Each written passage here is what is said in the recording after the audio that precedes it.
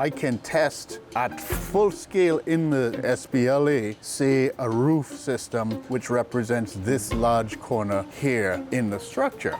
We can have all 4 of these chambers set at the same pressure, or we can have a very high suction here, a lower suction here, and a lower suction and a lower suction.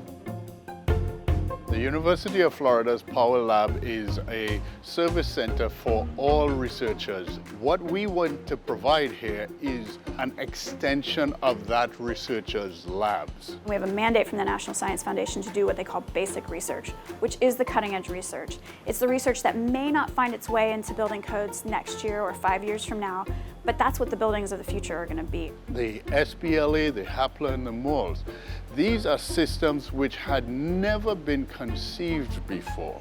Our research in this area is based upon the 3 Little Pigs experiment back in the day at the University of Western Ontario, and we are using these technologies because they are so simplified, give us so much control in terms of the pressures that we can produce on structures. The Spatiotemporal pressure loading actuator, or the SPLA, allows us to apply different pressure traces to those components. So it's a more realistic application of pressure loads that a building might see during a storm event. It is based on the same innovative technology using the PLAs, but instead of one that provides high pressure range, we use 4 PLAs so that we can now control the spatial variation of the pressures. We're right here while you're doing the tests. We've got our staff that are actually running the tests, pressing the buttons, collecting the data.